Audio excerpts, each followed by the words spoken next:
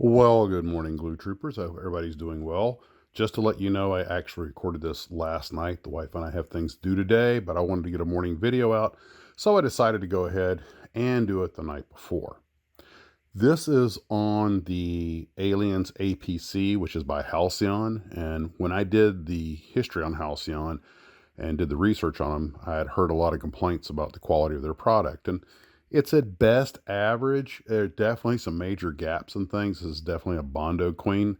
So I can't really give them too many points for the fit of the kit, but I can give them points on making subject matter that's really cool that nobody else touches.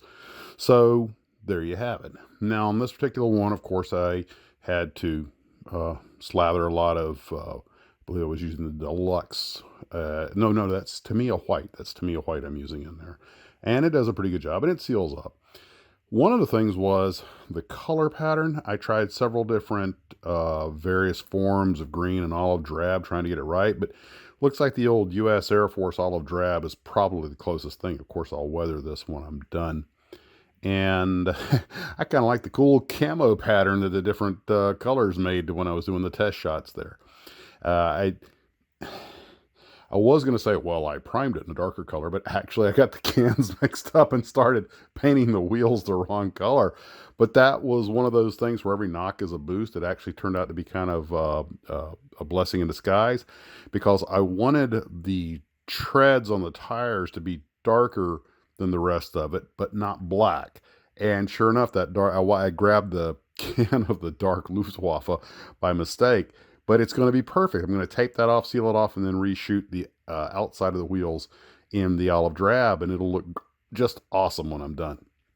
So, every once in a while you have that happy accident, the joys of model building. And the kit itself is pretty straightforward. I forget, there's about 40 or 50 parts to it. There's some grab handles and stuff. There are a couple of rails for that cannon turret to move on that I haven't been able to locate, but didn't see them in there. But I can fabricate them. And I did have to fabricate a couple of parts. The turret, the little pin that's supposed to go into the turret's way too short. And some of the holes were too small. A lot of the holes for like the axles, the wheel hubs have to be bored out.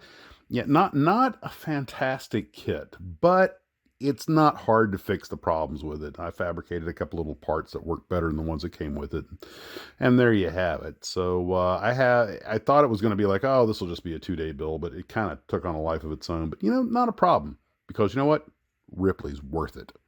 So anyway, that's where that's going. I added a little more putty, because with putty, when it hards, it shrinks a little bit. So I had to add a little more putty to DC7. A couple of days, probably before that's ready to file down.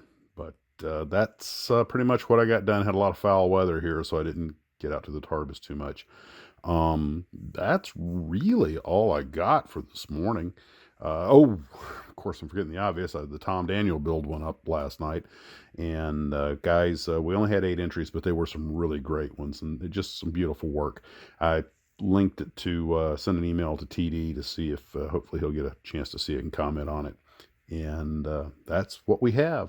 Now we're into the sci-fi build now, and the next live stream is probably going to deal a lot with sci-fi models. And not only that, but with aspects of sci-fi that don't get a lot of love. Like, this APC is going to be a good example. We think of sci-fi as spaceships in space and stuff like that. And you have, Star Wars and the Death Star and everything. And that's all cool and good. I love it all.